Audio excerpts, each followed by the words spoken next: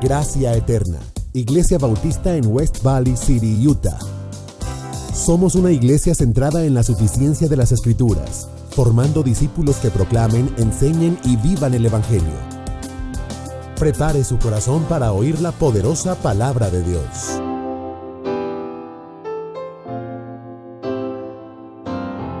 Son 13 versículos. Yo quiero que usted se ponga de pie conmigo. Segunda de Juan. Y vamos a leer todos la palabra del Señor. Segunda de Juan. Vamos a leer el único capítulo que tiene. Es una carta pequeña, pero alguien dijo que las cosas buenas vienen en frascos pequeños, ¿verdad? Yo esperaba que los enanos de la iglesia dijeran amén. Las cosas buenas vienen en frascos pequeños, así que vamos a disfrutarnos de esta carta. Dice la palabra del Señor. ¿Lo tenemos, iglesia?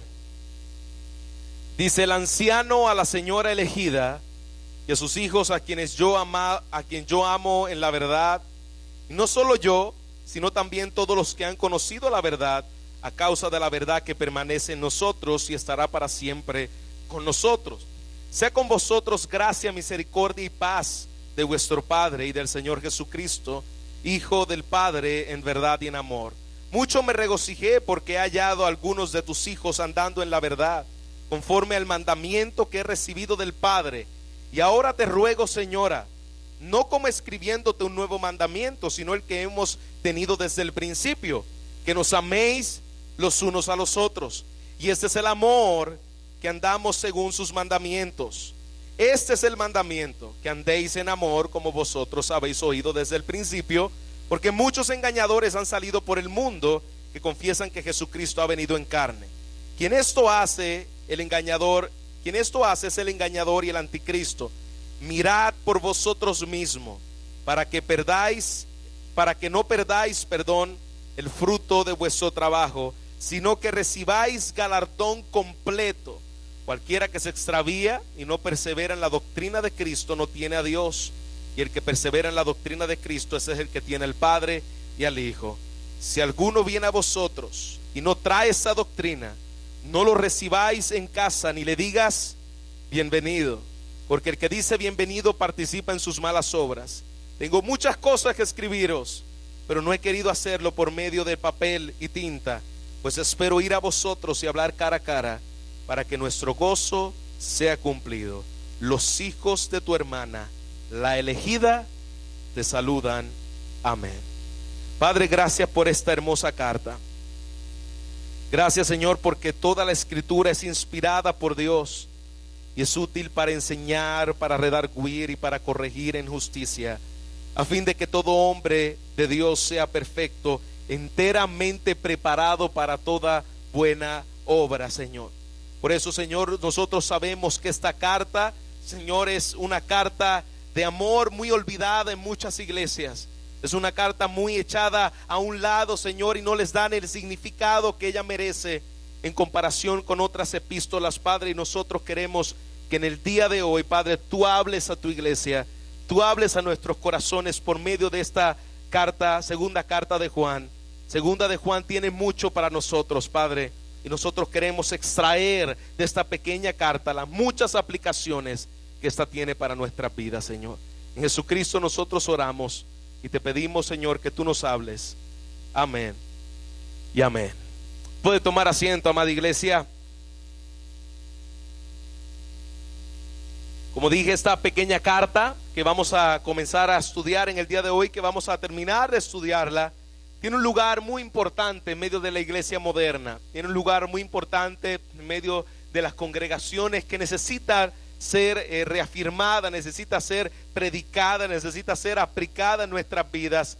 Yo quiero animarte a que usted le ponga atención a 6 principios que pude extraer de esta carta, para que nosotros podamos prestarle mucha atención. 6 aplicaciones en nuestra vida que vamos a mirar por medio de estos versículos que aquí nos está hablando. La primera aplicación en nuestras vidas, o la primera cosa importante que quiero enfatizar en esta carta, es precisamente que el apóstol Juan comienza escribiendo esta carta diciendo: el anciano a la señora elegida. Miremos cómo el primer punto que quiero que enfaticemos en el día de hoy: hemos sido escogidos por Dios, asombrémonos de su gracia.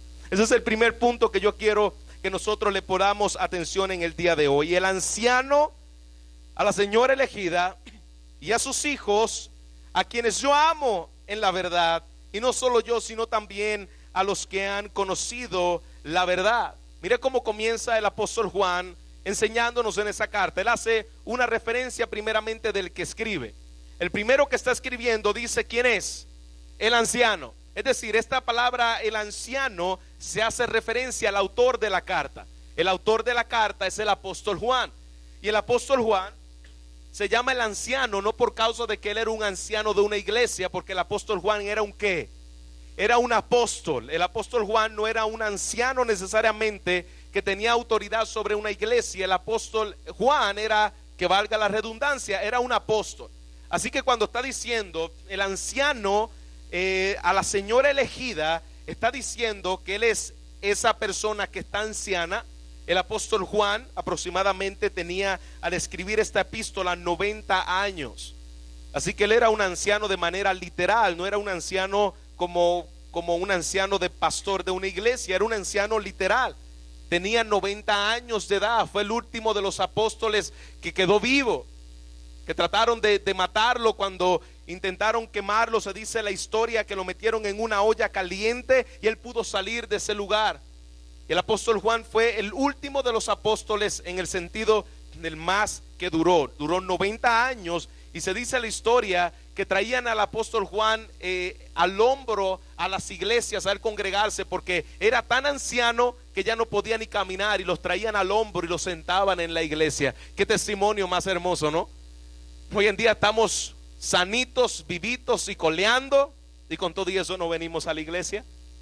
Y el apóstol Juan, un hombre ya de anciano, tenía una carga, tenía una pasión, tenía una entrega por la iglesia de Jesucristo. Y en esta ocasión le está escribiendo y va dirigida esta carta a la señora elegida. Le está dando esta carta a la señora elegida, y queremos recordar una vez más que esa palabra que ya se ha presentado, el apóstol Juan la ha mencionado y los apóstoles la han mencionado, quiere decir la palabra en el original electa.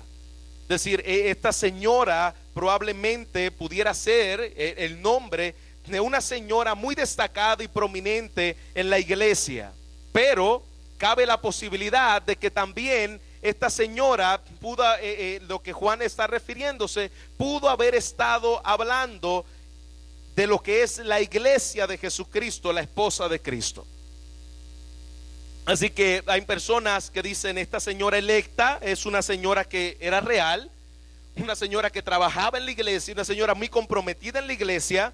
Y le escribe también a continuación a sus hijos, le escribe a la señora electa y a sus hijos, y hace mención a los hijos físicos de la señora llamada electa o llamada elegida, pero también podría estar hablando y haciendo referencia a los hijos espirituales de una iglesia local.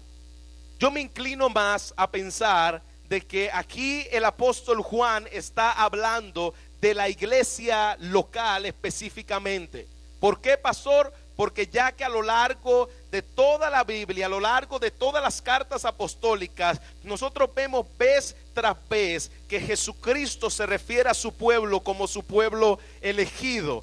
Pablo le llama a las iglesias elegidas, y hay una unidad de esta palabra elegida en todas las epístolas, en muchas de las palabras, de la persona de Jesús. Así que me inclino a pensar que está hablando aquí de la iglesia, ya que es irrefutablemente esta doctrina establecida en medio de las cartas apostólicas. Elegidos no por un mérito humano, sino por el designio y el propósito soberano de Dios. Así que ¿cómo podemos afirmar que el apóstol Juan está hablándole a la iglesia elegida de Jesucristo? Miremos qué dice Jesús.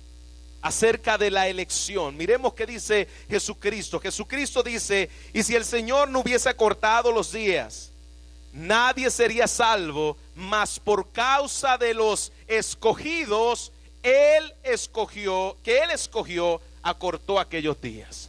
Entonces podemos ver que Jesucristo hace un énfasis que Él tiene un pueblo, y ese pueblo Él le tiene un nombre, le llama el pueblo escogido. Mira lo que sigue diciendo Jesús. Esto no es doctrina, como algunos hablan por ahí sin conocimiento ni de manera necia, sin entender el significado de lo que esta palabra significa, diciendo: ustedes creen en la doctrina de la elección porque la enseñó un supuesto hombre llamado Juan Calvino, Martín Lutero o alguno de los reformadores. No, señor. Nosotros no creemos en la doctrina de la elección porque la enseñó Calvino. Nosotros no creemos en la doctrina de la elección porque la enseñó Lutero. Nosotros creemos la doctrina de la elección porque la enseñó Cristo, y su palabra la habla claramente. No por causa de una doctrina de hombres, por causa de la doctrina de Cristo. Mira lo que dice su palabra: porque se levantarán falsos cristos y falsos apóstoles, y harán señales y prodigios para engañar, si fuere posible. Pero no es posible. Para engañar, si fuere posible, a sus escogidos. Pero no es posible que un verdadero escogido de Dios sea engañado. Mira lo que sigue diciendo Jesús. Esas son palabras de Jesús. Estoy citando a nuestro maestro. Y entonces enviará a sus ángeles y juntará a sus escogidos de los cuatro vientos de la tierra, hasta de los cuatro vientos, desde el extremo de la tierra hasta el extremo del cielo. Cristo hablando: vengo a buscar mis escogidos, vengo a buscar mi pueblo. Así que cuando Juan está hablando a la señora elegida, es porque era muy común en medio de los apóstoles, en medio de la iglesia, entender esta doctrina de la elección. Y es algo que nosotros debemos enfatizar, y es algo que nosotros debemos enseñar en la iglesia. La doctrina de la elección la enseñaban en las iglesias de Jesucristo. Y cuando Pablo le hablaba a las iglesias, le llamaba mi escogida, los escogidos de Dios. Lucas 18:7, hablando Cristo, dice: ¿acaso Dios no hará justicia a sus escogidos que claman a Él de día y de noche? Jesucristo hablando acerca precisamente de esta doctrina. Las epístolas a los santos nos son constantemente llamados los elegidos de Dios. Mira cómo dice Pablo en la carta a los Colosenses: vestíos pues como escogidos de Dios, santos, amados de entrañable misericordia. Cuando Pablo le escribe a Tito, le dice: Pablo, siervo de Dios, apóstol de Jesucristo, conforme a la fe de los escogidos. Pablo habla claramente acerca de esa doctrina. Pedro, el apóstol Pedro dice: elegidos según la presencia de Dios Padre, escogidos por Él. Ahora Juan está escribiendo esta carta y le gusta esta palabra y le dice a la iglesia: el anciano a la señora elegida. La elegida, la iglesia es llamada la elegida de Dios, la escogida por Él. Y habla también acerca de tu hermana, la elegida. Así que nosotros vemos y sabemos que lo que está queriendo decir el apóstol Juan aquí es que la iglesia que le está escribiendo es una iglesia escogida por Dios. Escuchen muy bien, iglesia: si usted ha creído, si usted se ha arrepentido de sus pecados, si usted ha puesto su fe en Jesucristo, la palabra del Señor le llama que usted es un elegido de Dios. Si usted está viviendo en tu pecado, si usted está deleitándose en su pecado, usted no tiene ninguna evidencia de que Dios te haya escogido desde antes de la fundación del mundo. Porque algo que caracteriza a los escogidos de Dios es que precisamente aman la verdad de Dios, anhelan caminar en la santidad de Dios. No hay escogidos que se deleiten en el pecado, eso no existe. Pastor, Dios me escogió desde antes de la fundación del mundo, pero yo vivo mi vida deleitándome en mi pecado. No hay posibilidad de que tú tengas garantía de tu elección, porque la Biblia dice que Él nos escogió en Cristo para ser santos.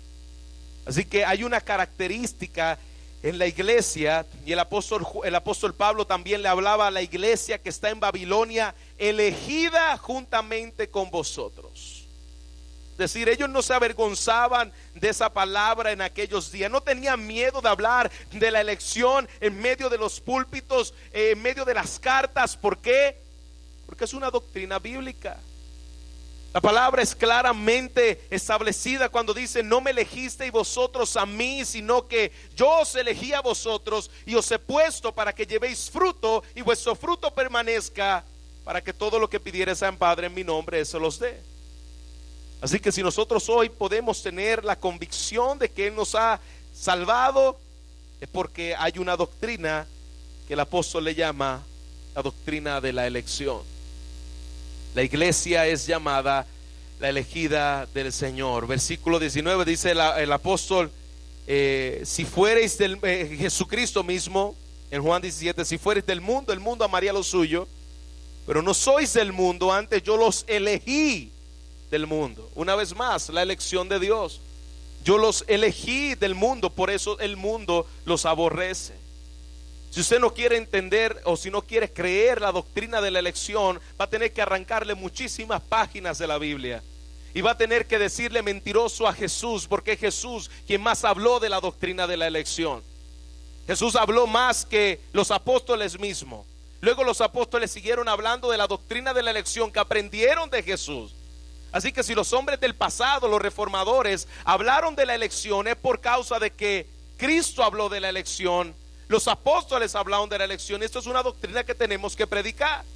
Es una doctrina bíblica, y el apóstol nos recuerda de nuevo: iglesia, hemos sido escogidos por gracia en la persona de Jesucristo, y de entre las muchas cosas por las cuales Dios nos escogió, dice su palabra, para que amemos la verdad, y esa verdad se encuentra en Jesús.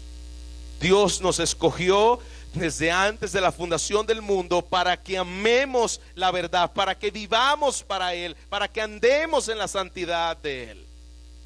A causa de la verdad que permanece, mira cómo dice su palabra, en nosotros, ahí en segunda de Juan, y estará para siempre con nosotros. Señora elegida, la iglesia de Jesucristo te escogió por causa de la verdad que permanece en nosotros, y esa verdad estará para siempre con vosotros. Es decir, iglesia, la verdad es eterna. Si hay algo nuevo en el día de hoy, no es verdad. Y si es verdad, no es nuevo, porque la verdad es eterna. La verdad siempre ha existido, y la verdad está en la persona de Jesucristo. Y mira cómo le sigue diciendo el apóstol Juan a esta iglesia, señora elegida. Algo que tiene la iglesia y algo que tienen los elegidos de Dios es gracia de Dios, misericordia de Dios, paz de Dios y del Padre y de nuestro Señor Jesucristo. Y vuelve a repetir por segunda vez: en verdad y en amor. No podemos separar la doctrina de la elección con la verdad de Dios. Algo que caracteriza a una iglesia elegida, no, un elegido de Dios, es que camina en la verdad de Dios. Y ese es el segundo punto que nosotros quiero que nosotros pongamos atención en el día de hoy. Los cristianos caminan en la verdad y en amor. Un verdadero hijo de Dios camina en la verdad y en el amor. Tú eres un verdadero escogido de Dios. ¿Cómo lo sé? ¿Cómo yo sé que Dios me escogió, pastor? ¿Cómo yo sé que yo soy un escogido y no soy un réprobo? ¿Cómo lo sé? Bueno, dice su palabra: me regocijé. Elegida de Dios, me regocijé porque he hallado a algunos de tus hijos, es decir, algunos de los miembros de ese lugar, de los hijos espirituales de esa iglesia, andando en la verdad, conforme al mandamiento que recibimos del Padre. Y ahora te ruego, señora, no como escribiéndote un mandamiento nuevo, sino el que hemos tenido desde el principio, que nos amemos los unos a los otros, y este es el amor, que andemos según sus mandamientos. Otra vez, y este es el mandamiento, que andéis en amor. Juan repite vez tras vez: el amor es que andemos sus mandamientos, y sus mandamientos es que andemos en amor, como habéis oído desde el principio. Es imposible decir que yo amo al Señor cuando no vamos caminando en una vida de obediencia. Es imposible amar a Dios sin buscar obedecerlo cada día más en agradecimiento por su inmenso amor. No es posible. No es algo nuevo. Ese es el mandamiento que nos he dado desde el principio. ¿Cuál es el primer y mayor mandamiento? Amarás a tu Dios con todo tu corazón, con toda tu alma, con toda tu mente. Ese es el primer y más grande mandamiento. Por eso Juan le está diciendo, esto no es algo nuevo. Eso no es física nuclear. Eso no es algo complicado. Es la sencilla pero potente verdad que conocemos a Dios, y que la realidad de que conocemos a Dios es obedeciendo sus mandamientos, perdonándonos unos a otros, amándonos unos a los otros, viviendo en gozo, viviendo agradecido, amando a los demás. Esa es la evidencia de un escogido de Dios. Ese es el ropaje de un escogido de Dios.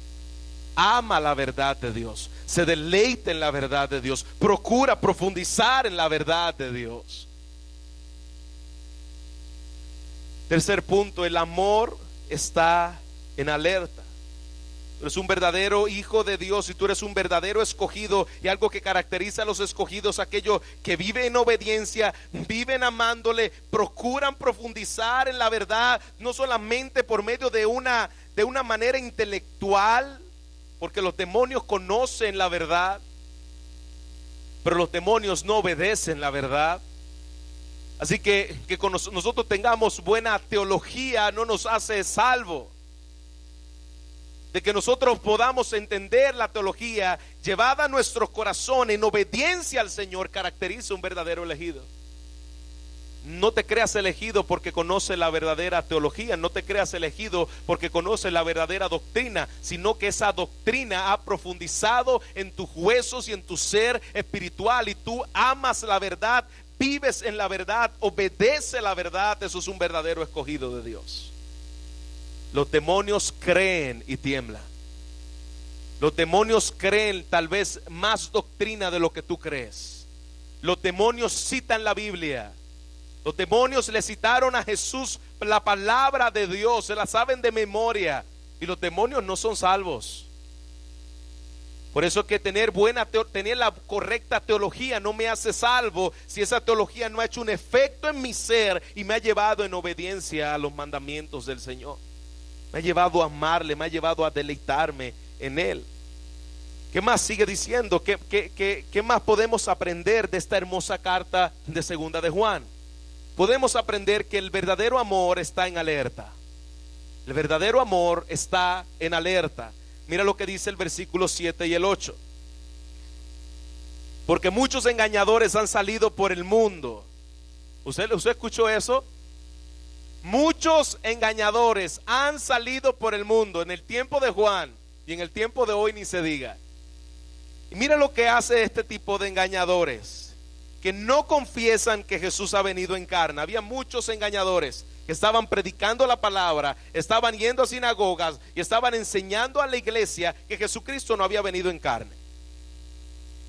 Dice Juan, quien esto hace es el engañador y el anticristo. Mirad por vosotros mismos para que no perdáis el fruto de vuestro trabajo, sino que recibáis el galardón completo. Como les dije, el amor está en alerta. Debemos motivarnos, iglesia, en andar en amor.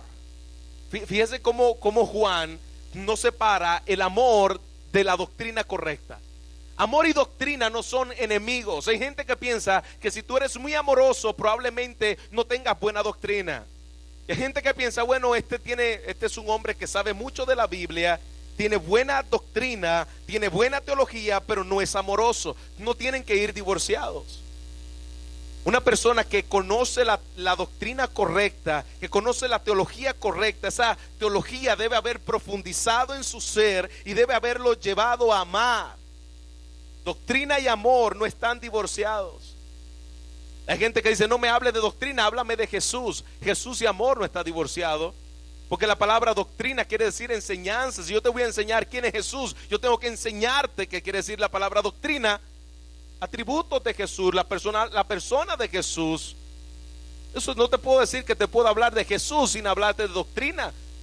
Hablarte de Jesús ya es hablarte de doctrina, porque estoy enseñándote lo que es, quién es Él. Así que el verdadero amor, y es su palabra, debemos motivarnos a andar, dice su palabra, en amor, porque muchos engañadores han salido por el mundo. ¿Lo ves? ¿Puedes darte cuenta? Amor y falsos maestros. Juan hace una clara conexión entre amar y procurar estar firme en la verdad. Una persona que ama al Señor es una persona que ama la doctrina, es una persona que ama la palabra de Dios. No puedes tener amor sin tener doctrina y sin amar la doctrina. Tal vez puedas amar la doctrina y decir que no tienes amor, pero no es posible que tú tengas la doctrina correcta y eso no te lleve a amar, y que el verdadero amor no te lleve a amar la doctrina correcta. Dice Juan, el espíritu del anticristo. Estos son estos que han negado que Jesús ha venido en carne. Juan le está diciendo, este es el espíritu del anticristo. ¿Cuál es el espíritu del anticristo, pastor? ¿Debemos esperar un anticristo en el día de hoy? ¿Debemos dejarnos poner el chip en el día de hoy? Algunos están asustados de que si le van a poner el chip, Obama con el medio de la tarjeta de salud, y que ahora en vez de tener una tarjeta de salud van a tener un chip en su mano. Pastor, ¿esa será la marca del anticristo? No, hermano. Tranquilo, si Dios te compró por su sangre, no hay chip creado en esta tierra que te pueda separar del amor de Cristo. Ni tribulación, ni angustia, ni persecución, ni lo alto, ni lo profundo, ni los chips me podrá separar a mí del amor de Cristo. Porque el anticristo es un sistema. El anticristo no es una persona que va a salir de la noche a la mañana diciendo yo soy el anticristo. La palabra del Señor dice que ya había el anticristo en el tiempo de Juan. Es un sistema de operación que estaba trabajando. ¿Y cuál es ese anticristo? Bueno, precisamente el que niega la deidad de Cristo. Todos los que niegan lo que Cristo ha dicho, los que niegan las palabras de Cristo, son anticristo. Todos aquellos que pisotean lo que Cristo ha dicho, haciendo otra doctrina por encima de la que Cristo ha dicho, son el anticristo. Así también como todo lo que Él hizo por nosotros, es decir, aquellos que niegan y que transgiversan doctrinas como la redención, doctrinas como la muerte sustitutoria o sustituta de Cristo en la cruz del Calvario, aquellos que niegan la propiciación, aquellos que niegan que Jesucristo resucitó corporalmente de entre los muertos. La palabra del Señor dice, esos son los anticristos. Tú no tienes que estar buscando anticristo en la Casa Blanca, ni estés buscando anticristo en el Vaticano. Busca anticristos aún en tu propio corazón, que niegan y se resisten a verdades bíblicas. Porque ese espíritu del anticristo ya estaba desde el tiempo de Juan, donde se estaba poniendo en contra a todo el conocimiento de Dios. Y mira lo que dice el versículo 7. Muchos engañadores han salido por el mundo. Es decir, en aquel tiempo el gnosticismo, que era uno de los movimientos falsos y engañadores que habían salido por el mundo, estaba creando perturbación en medio de los días del apóstol Juan. Cualquier lugar donde haya el evangelio, dijo alguien, cualquier lugar donde haya llegado el evangelio, los cultos y las sectas siempre lo van a seguir. Y no fue la diferencia en el tiempo de Juan. Esas sectas siempre llegan cuando la predicación del evangelio se introduce en un lugar. Así que en aquel tiempo se había introducido en aquella zona donde estaba predicando el apóstol Juan una secta que se llamaba gnóstica, que tenían que ver con el gnosis, con el conocimiento. Tú puedes conocer a Dios acerca de tus pensamientos trascendentales, y de que Dios te revele y Dios se te manifiesta a tu vida y Dios te hable de manera audible. De esa manera tú puedes conocer a Dios, y de esa manera era que los gnósticos, además de que negaban que Cristo había venido en carne, negaban la resurrección de Cristo corporal, negaban las doctrinas de la salvación por gracia, negaban la doctrina de la obra de propiciación de Cristo y negaban muchísimas de las enseñanzas de las Sagradas Escrituras. Del mismo modo, en el día de hoy estamos enfrentando falsos anticristos, falsos maestros que son el anticristo, que no vienen en el amor del Señor. Así que, iglesia, el verdadero amor obedece a Dios y hace uso de su discernimiento. Tú eres un verdadero hijo de Dios, amas la palabra y haces uso del discernimiento sin excepción. Dice 1 de Corintios capítulo 13 versículo 6: el verdadero amor se goza de la verdad. Tú eres un verdadero hijo de Dios, te gozas de la verdad. Si estás procurando ver lo falso cuando va a entrar para cuidar a tu iglesia y cuidar a los hermanos. Amén, iglesia. Punto número 4. Alguien que se extravía nunca estuvo en Cristo. ¿Qué más podemos aprender de segunda de Juan? Alguien que se extravía de la verdad nunca estuvo en Cristo. Mira lo que dice el versículo 9. Cualquiera que se extravía y no persevera en la doctrina de Cristo, esa es la doctrina que nosotros creemos, la doctrina de Cristo, no tiene a Dios.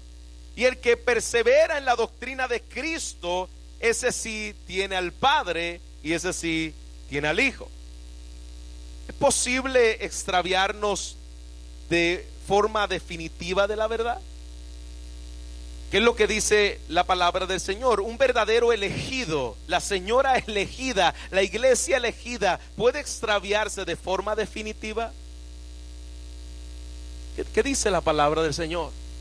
Cualquiera que se extravía y no persevera en la doctrina de Cristo, ¿qué dice? ¿Qué dice, iglesia? No tiene a Dios.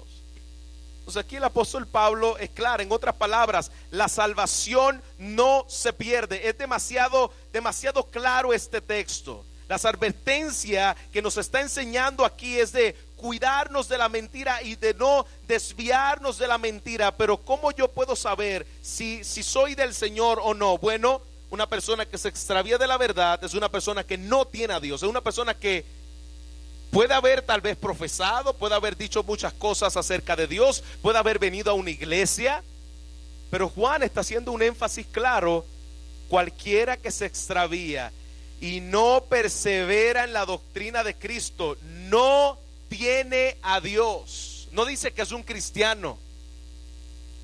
Si una persona que estuvo en la iglesia, que se bautizó, que cantó en el coro, que predicó la palabra y se extravía de la doctrina de Cristo y vive enseñando herejías y vive viviendo una vida deliberadamente en pecado, la Biblia no dice que fue un cristiano que perdió la salvación. La Biblia dice que fue una persona que nunca tuvo a Dios. Es claramente la palabra: cualquiera que se extravía y no persevera no tiene a Dios, punto. No lo tiene. Una verdadera persona que tiene a Dios en su vida es una persona que realmente se caracteriza, como volvimos a ver en el principio, Juan lo vuelve a repasar, en que persevera en la doctrina de Cristo. Ese sí tiene al Padre, tiene al Hijo. Por eso tú ves que una de las cosas donde tú puedes detectar la obra del Espíritu Santo llamando a salvación a alguien es que tú notas el hambre espiritual por la palabra de Dios. Es que desean como niños recién nacidos la leche espiritual. ¿Cuándo es el día en el cual se va a dar un estudio? ¿Dónde va a haber casa de oración? ¿Dónde vamos a tener culto donde la iglesia va a estar reunida? Yo quiero aprender todo lo que tú sabes, pastor. Tengo hambre de Dios. Un verdadero escogido de Dios quiere perseverar en esta doctrina, quiere conocer la doctrina del Señor, quiere profundizar en la doctrina del Señor. Así que no es posible que un verdadero hijo de Dios se extravíe de la verdad permanentemente. Solo una persona que no tiene a Dios, que no tiene al Padre, que no tiene al Hijo, no puede, es los que se alejan y no perseveran en la verdad. ¿Te entendió bien eso? Una persona que tiene al Hijo es una persona que tiene al Padre y es una persona que tiene al Espíritu Santo. Hay alguien, escuché uno de estos disparates, mega disparates en la televisión, de un predicador puertorriqueño, que él decía: tú puedes tener al Padre, al Hijo y al Espíritu Santo morando contigo, pero te puedes quedar el día en que Cristo venga. Eso es un gran disparate, iglesia. Predicador tutuado, Josué lo debe conocer. Tú puedes tener al Padre y al Hijo y al Espíritu Santo morando contigo, pero si tú estás viviendo en otras palabras, él enreda las doctrinas. Si estás viviendo en pecado, cuando Cristo venga, tú te quedas en el rapto.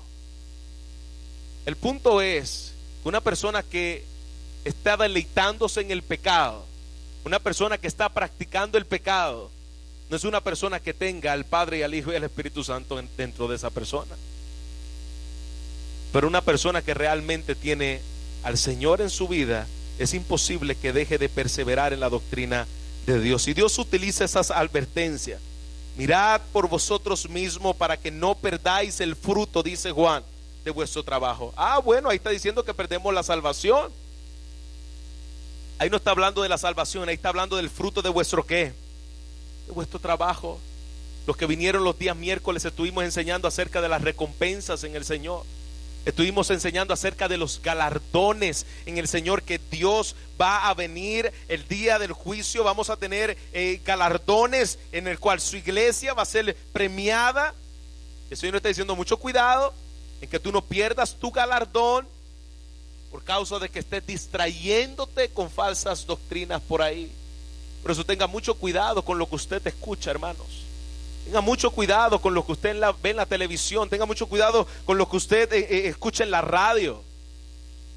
No todo lo que usted escucha por ahí es sana doctrina. Y yo no quiero decirle que la única iglesia que enseña sana doctrina es nosotros. No es así. Hay muchísimos siervos de Dios. Dios está despertando a su pueblo. Dios está levantando predicadores serios de la palabra del Señor. Hay muchísimos.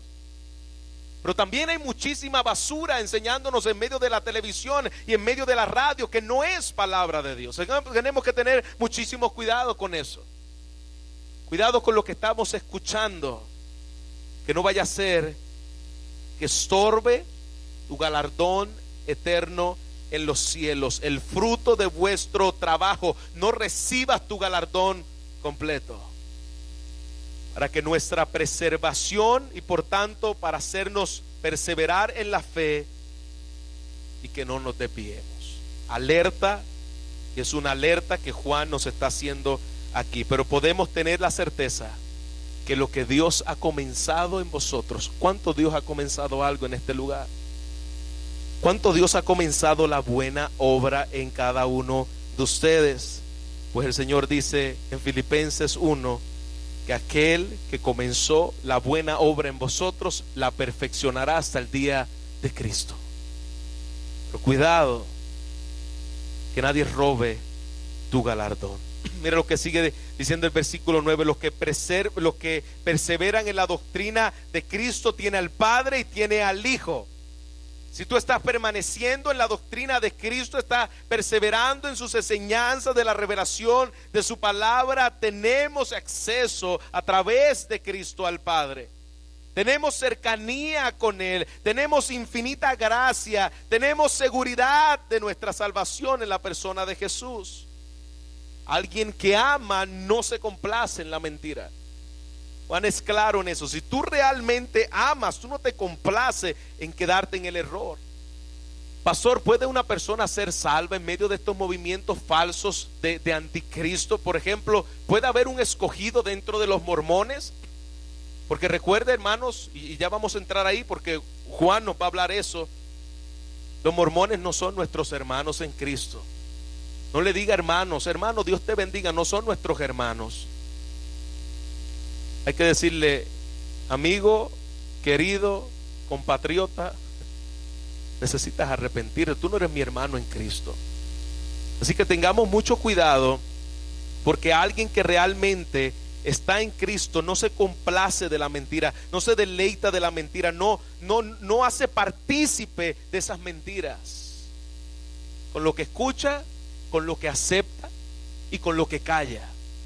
Porque cada vez que tú tienes la oportunidad de abrir tu boca en el temor del Señor para confrontar un error y te quedas callado, tú eres cómplice también de eso. Pero lo que sigue diciendo su palabra. Quinto punto: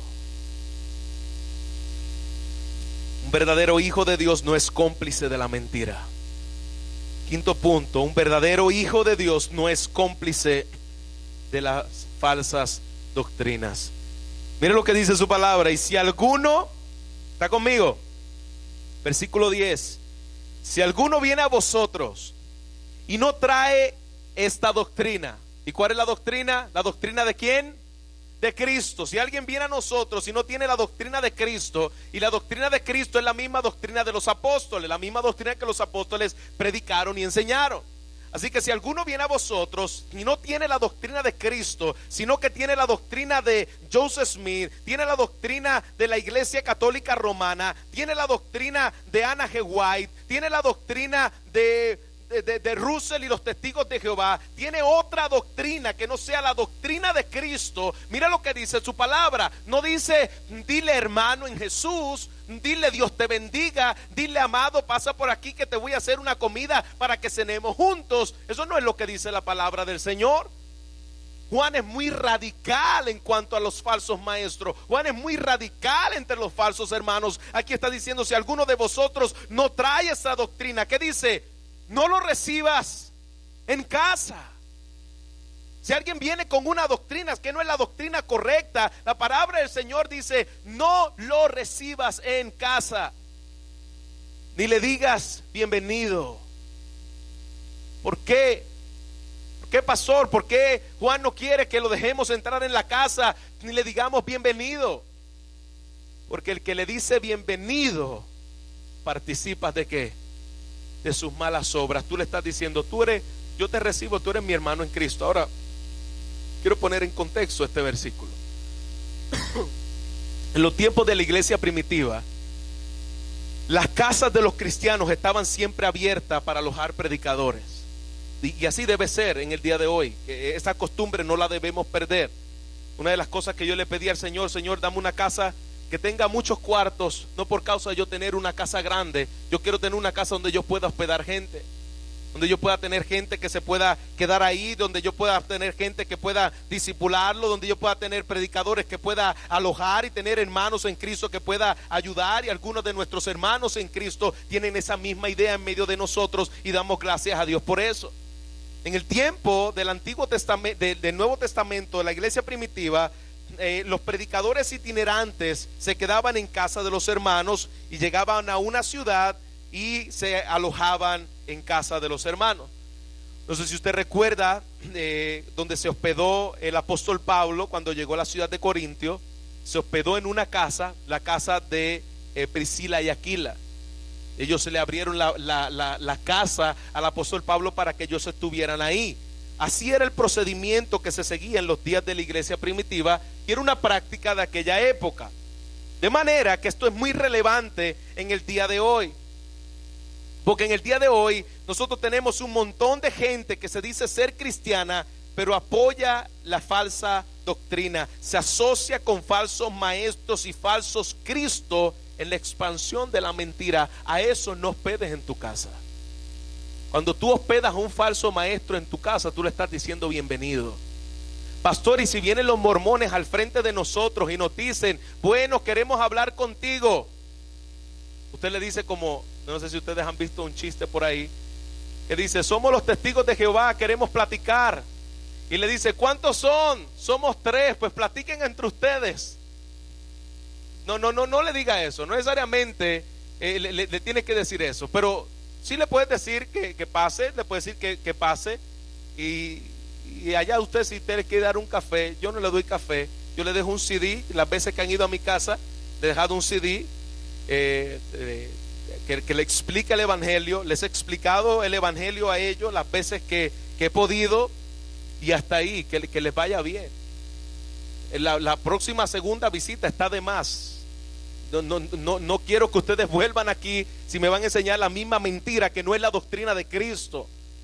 Así que nosotros no estamos para hacer componendas ni para aceptarlo como nuestros hermanos en Cristo, y mucho menos para decirle hermanos. Hay algunos que le dicen hermanos a gente que no son hermanos.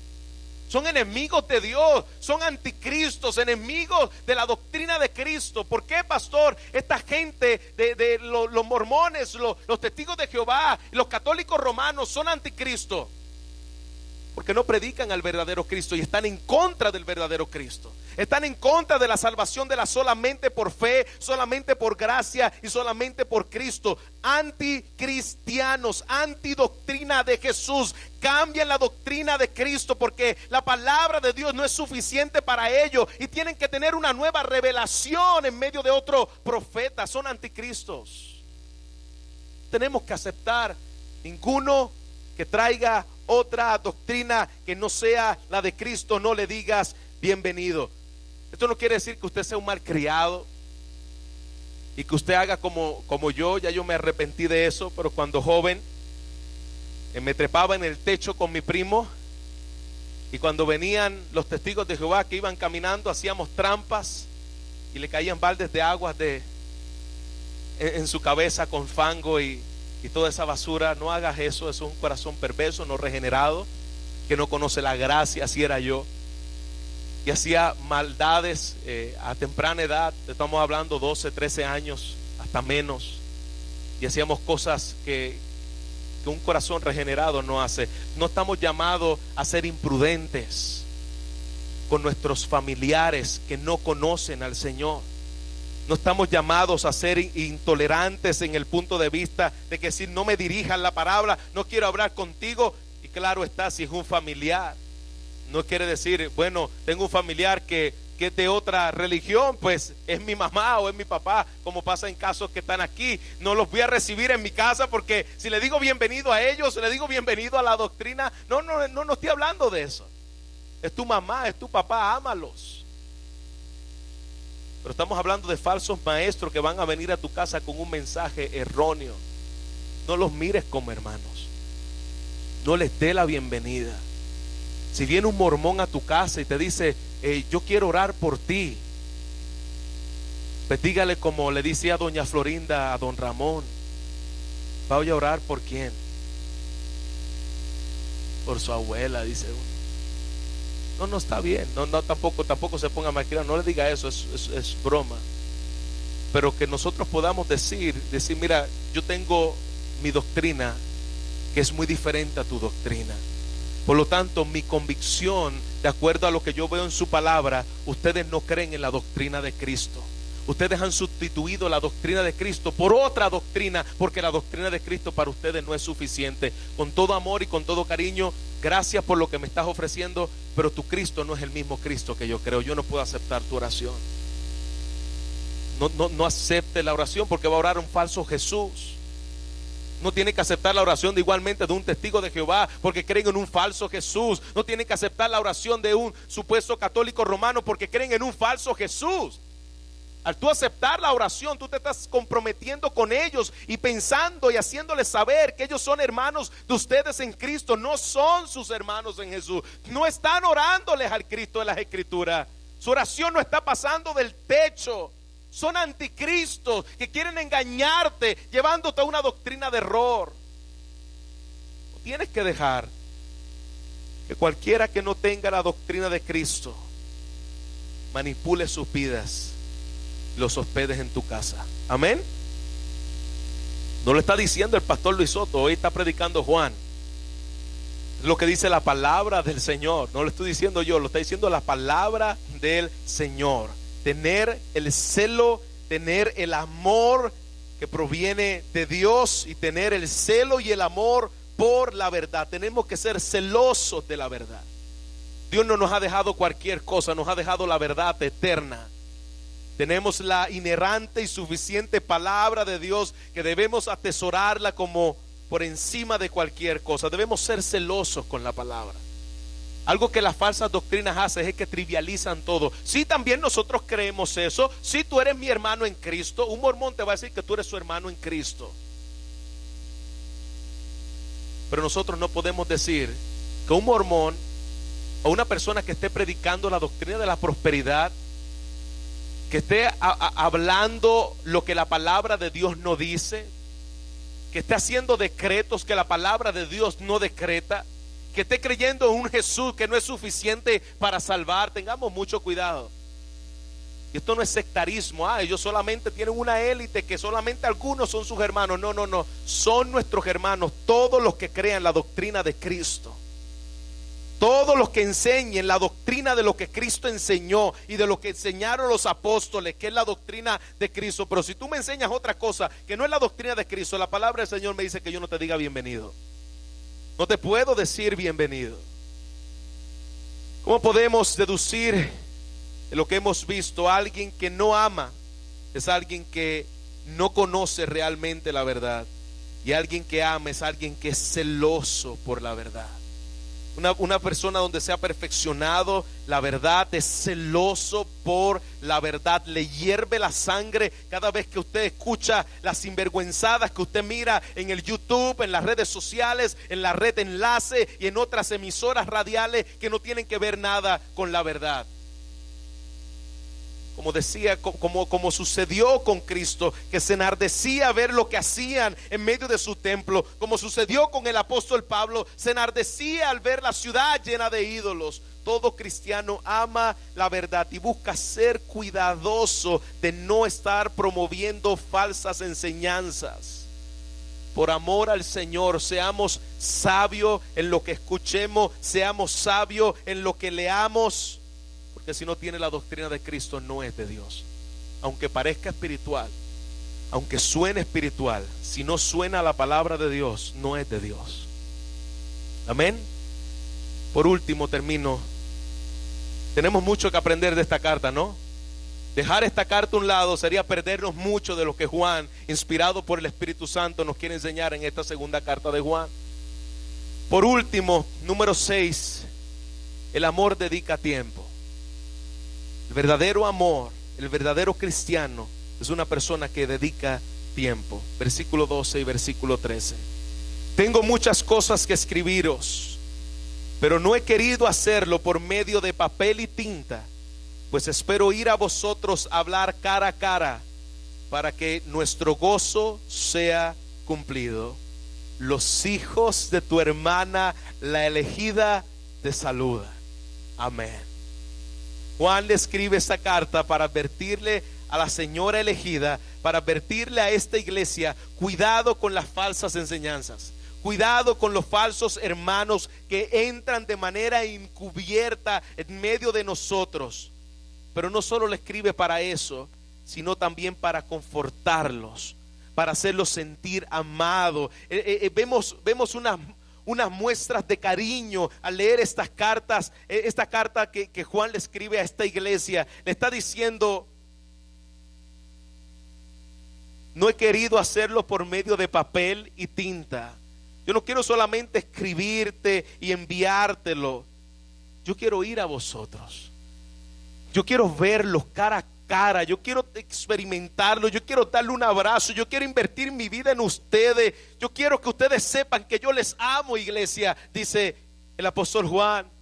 El amor está mostrado al decirle a esta señora: quiero verte, quiero ver a tus hijos, quiero ver cómo crecen en la verdad. Él quiere hablar cara a cara con ella, para que el gozo de ellos, dice su palabra, el gozo de Juan y el gozo de la iglesia sea cumplido, para que conozcan más y más la verdad. ¿Cómo tú sabes que si Dios ha hecho una obra en tu vida realmente, iglesia, tú quieres servirle a otros?